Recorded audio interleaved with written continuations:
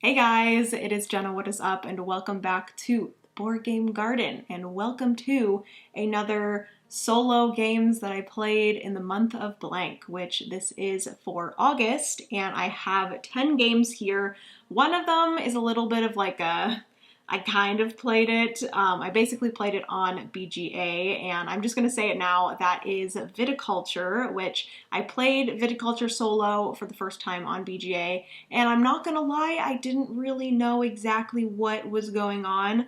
I know how to play Viticulture, but there are a few different rules with the solo variant that I didn't read into before playing. So probably should read the solo rules before diving into a solo game of any sort. So Viticulture is one that I am 100% going to get to the table solo physically in September. So that's the first one, but without further ado, if you guys want to see the rest of this top 10 list, so we have 9 more to go, then just keep on watching. Give this video a big thumbs up if you enjoy. Comment down below some solo games that you enjoyed in August. Would love to know down there. Subscribe if you have yet to do so. Be sure to go and check out the Discord, the Twitch channel. I need to get better at shouting out all of these things because I just have really been enjoying building this community and you guys are just freaking awesome. So thank you so much. But without further ado, let's get into these solo games that I played in August, shall we?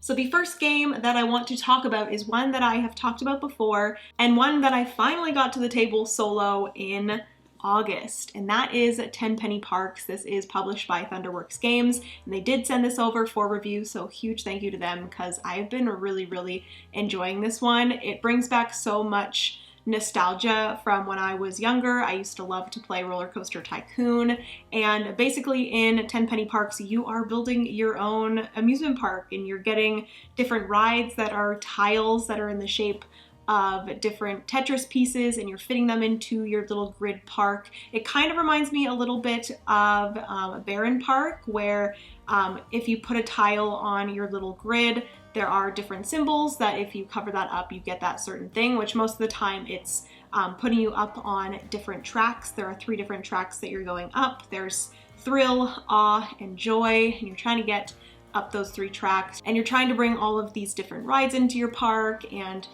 do advertisements to make money, and just in all try to get as many guests into your park as possible. And with the solo variant specifically, you are going against another or an AI player. Her name is Becky, and or is it Becca? Is it Becca? It might be Becca. But she's also making an amusement park. She's getting in your way. She's putting her workers on some of the amusement park rides, getting in your way, doing all the things. It is very fun, and I've talked about this before, but I really enjoy solo variants that are just easy, and I'm not spending a ton of time focusing on what the AI is doing. On their turn, you're simply just following a few different rules and then going right back to your turn, so your focus is mainly on what you are doing and not the AI. So this solo variant is very much like that, where Becky or Becca, whatever the heck her name is, you are just doing a few things back and forth with her. So you're placing your worker, she's placing her worker on a certain spot, whether that is the highest priced ride or the lowest priced ride, or she's going over to the concession stands and getting one of those. Super easy and quick to learn. So that is Tenpenny Parks. I was so happy to finally get this to the table solo, and I'm excited to dive into it more solo. So that is number 1, technically number 2.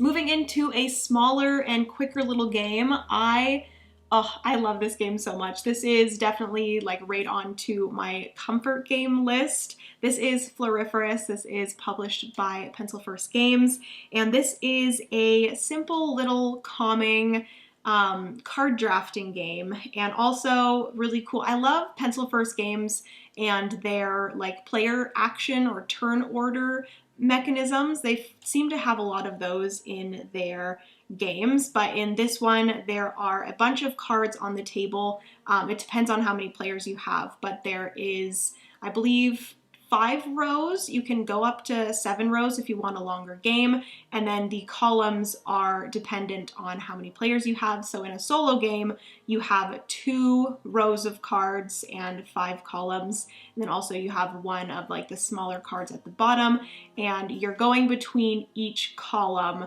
and wherever you put your worker in that column determines where or when you go on your next turn. And with the solo variant, you are going against a crow, I believe, that is taking one of the cards on your next turn, or, you know, switching out for a mystery one where it's face down, or placing rocks, which rocks end up being negative points at the end of the game.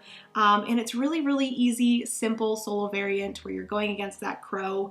And it's just a really good like set collection game. You're collecting different flowers and different bugs in order to gain some points in different ways. And there are the smaller cards that I mentioned at the bottom are like public objective, or no, not public objectives, but when you get that card, there are different objectives, like, you know, collect a group of all the same color flower, or get this many points for a range of different colored flowers, or there's a bunch of different ones that you can get. And it's basically just you walking back and forth in a garden and picking flowers. And it's just such a nice one to bring to the coffee table with a cup of tea. And it's just like a comfort game. So that is Floriferous. I'm excited to get this one to the table multiplayer. I have only played it solo thus far. So that is number 3. That is Floriferous. The cutest little calming game ever.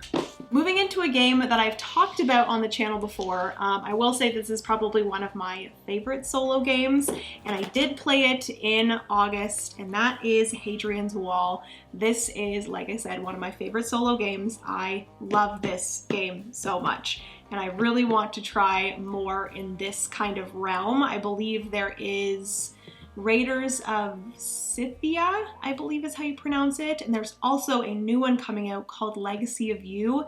It's another solo only game, or actually Hadrian's Wall is not solo only, but it is best known for being solo, or like good for solo. Francis just got home. And Legacy of You is like a solo only game. So I'm very excited about that one. But Hadrian's Wall is a flip and write, collecting resources and write. Not 100% sure how to explain it, but it's very, very fun.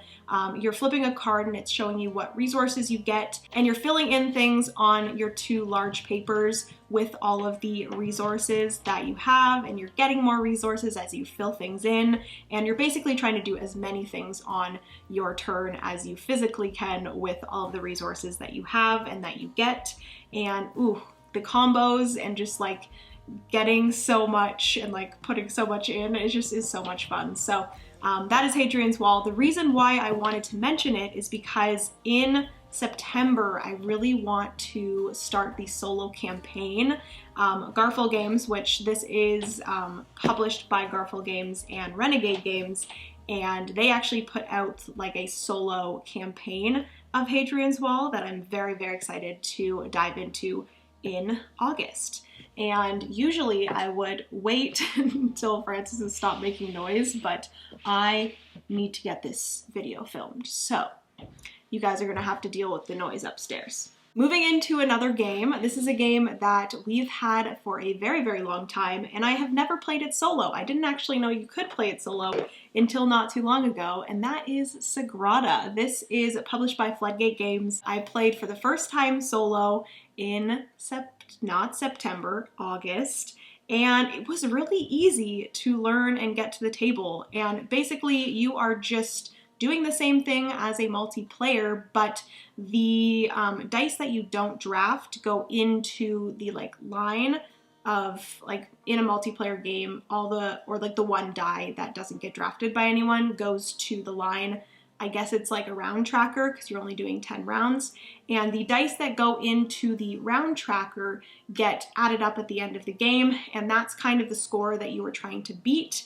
And you are allowed to use the die that you don't draft to do these abilities, or like the tool cards that you use in the multiplayer game. You can use those by using the die that you don't draft.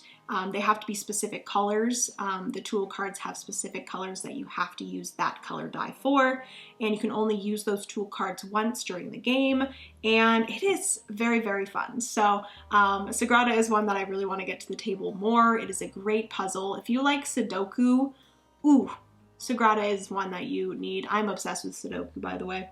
And yes, I have a few expansions. There are like 3 smaller expansions. I have 2 of them. I think it's Life and Passion, and then Glory just recently came out. And I want to get this to the table solo with some of those expansions. So that is Sagrada. Next up is a game that doesn't actually have technically a solo variant in the game, but someone did make a solo variant over on Board Game Geek. I maybe will try to link it down below or remember to link it down below. But Santa Monica is a game published by AEG, and this is one of my favorite games looks-wise. I love the art in Santa Monica so, so much. I love just the vibes it gives. It's very light and bright and makes you feel like you're on the beach, obviously, Santa Monica. But it is a card drafting game where, or I guess, and a tableau building game and a little bit of like worker movement game, not a worker placement, but basically you are drafting these cards and you're making your Santa Monica Pier with either beach cards or what is it called, boardwalk cards, and then you are getting different not workers, but meeples. You have your locals, you have your tourists, and you have VIPs, and your cards that you're drafting allow you to move those meeples in different ways, and you're trying to get those meeples to different spaces by the end of the game to gain points. You're also trying to get your VIP to move to certain cards. There's some set collection as well with the types of places that you're putting, the types of cards. There's like sports related cards and shopping cards, and you're trying to do sections of those all together to gain points, or I guess they're called chains in the game, I believe, and you can get sand dollars that you can spend on special abilities. Very, very fun. If you have not checked out Santa Monica, I definitely recommend. It's very fun, and I was really happy that I finally learned the solo variant because now I can get it to the table more. So yes, that is Santa Monica. That is number 1, 2, 3, 4, 5, number 6. We have 4 more to go, I believe. Moving into a bigger game, this is one that I streamed on Twitch, which I always have my Twitch link down below, but I played this on, I think a Sunday or a Tuesday, I'm not 100% sure, but I had a lot of fun with it, and I'm very, very happy that I pushed myself to get to the table, because typically I am not the type of person that likes to get bigger games to the table. It kind of scares me, but I'm trying to force myself to get bigger games to the table. So this was one of my goals for the month of August, and that is Lost Ruins of Arnak. This is just the expansion. I didn't actually play with the expansion. I just played the base game because it was my first time playing Lost Ruins of Arnak solo, but I was too lazy to get the big box out, so I just grabbed the expansion. But I do eventually want to get it to the table solo with the expansion because a ton of people say that it is great. But I played Lost Ruins of Arnak on stream.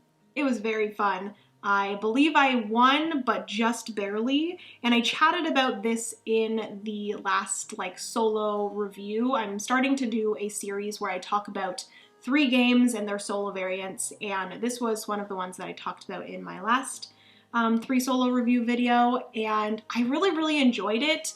It's just that the strategy completely changes, and it kind of hit me or caught me off guard. I was kind of playing the game like I typically would in a multiplayer game, but the strategy is totally different in a solo game, and I need to play it more in order to grasp that strategy. So I'm very, very excited to get to this table more. I also realized when I was reading the instructions for the solo variant that they do have online a solo campaign of Lost Ruins of Arnak. So that'll be something that maybe in the future I will look into doing.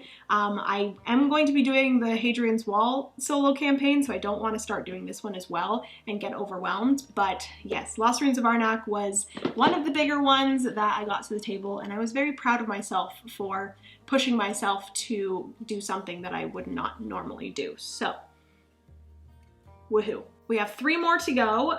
The next one is another one that I chatted about in the same video as Lost Ruins of Arnak, and that is Cartographer's Heroes. This is actually one that I just got out and played in my bed before bed, and honestly, it was really, really easy to learn. It was a lot of fun, and I've discovered that I am pretty gosh darn good. Does anyone say that anymore? Gosh darn. I'm such a nerd. But I'm pretty good at cartographers. The solo variant, basically you're trying to get to a certain range, and on the chart, if you score 30 plus, you are like the best. It's like the top, it's like 30 plus, you're amazing at cartographers, you're like an epic cartographer or something like that. And I scored 50. So I don't know if I just scored it wrong, but I was very proud of myself. And one thing that I do want to do with cartographers and Cartographers Heroes is get some markers or some colored pencils to start using with it. 'Cause a ton of people do that and they make their cartographers maps look absolutely fabulous, and I want to be one of those people. So we're going to do that, but if you do not know what cartographers is, you are a cartographer and you're filling in your grid map with different Tetris-shaped pieces in different land types, and you have 4 different scoring objective cards, A through D, and each season you're scoring for 2 different cards from those. So in summer you score A and B, spring you score B and C, fall C and D, and then winter is D and A. And you're just scoring those and trying to get as many points as possible. So very, very fun. Definitely recommend Cartographers and Cartographers Heroes. And they also do have a bunch of map packs that I want to get to the table as well, because they just add a little bit more to the game and add some variety.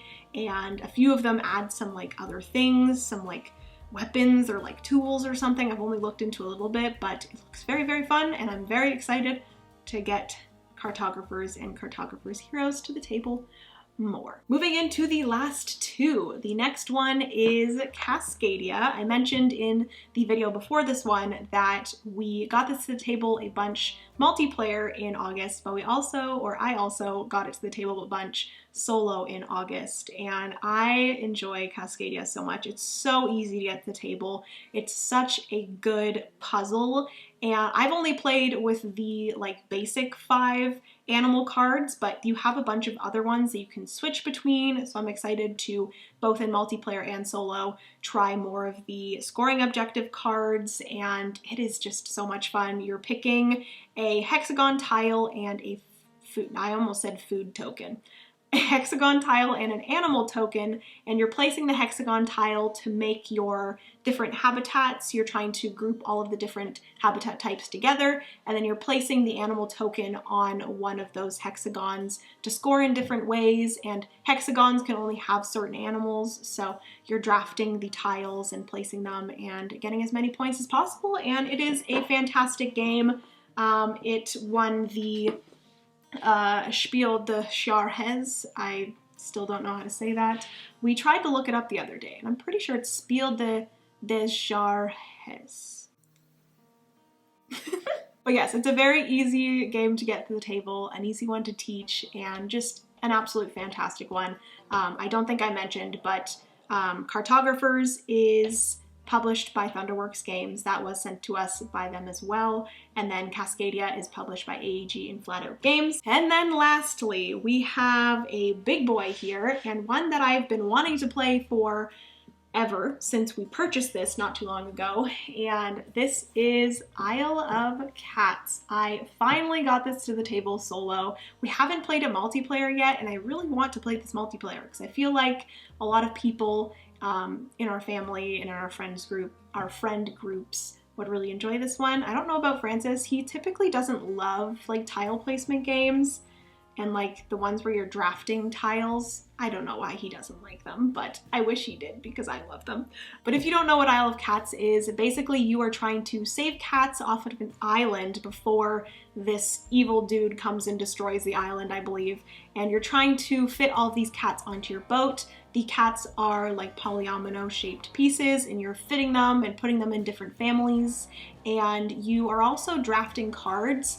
And the thing with the solo variant is that it's very different from the multiplayer variant. The multiplayer, you are drafting cards like in Seven Wonders, where you have a set of cards in your hand, you're picking one and then giving the rest to the person beside you, picking one, giving the rest, so on and so forth until everyone has drafted, I think, 7 cards. But in the solo game, you are picking up 5, keeping 3, picking up 5, keeping 3, and then just drafting 1, kind of representing the one that you'd be left with at the end if you were drafting with multiple players.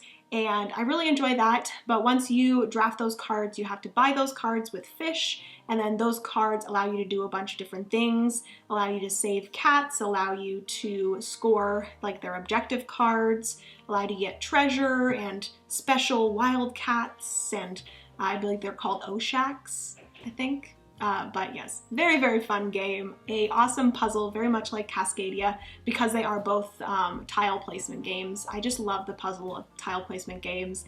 And this one adds some of that card drafting, which I love as well.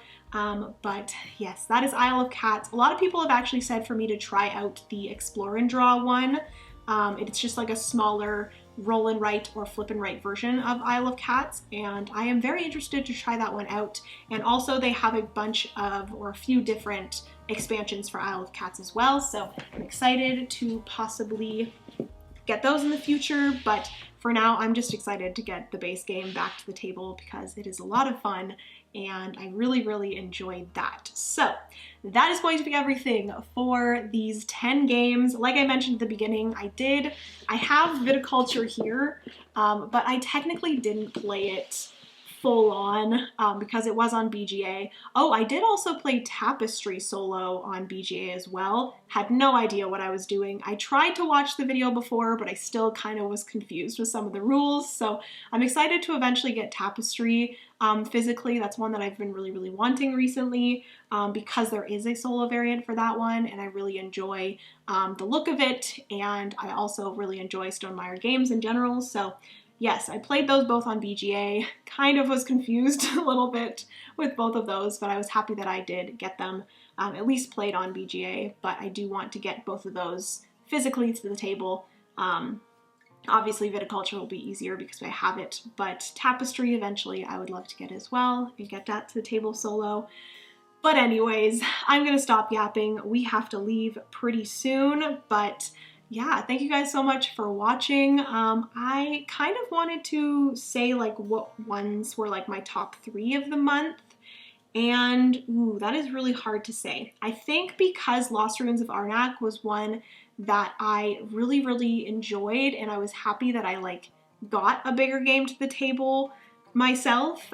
It was something that I really had to push myself to do. It was the first one that I got to the table that was a little bit bigger of a game. So I think Lost Ruins of Arnak would have to be one of them, as well as Cascadia. I've been really enjoying solo, and ooh, I do really love Hadrian's Wall, but you guys all know that.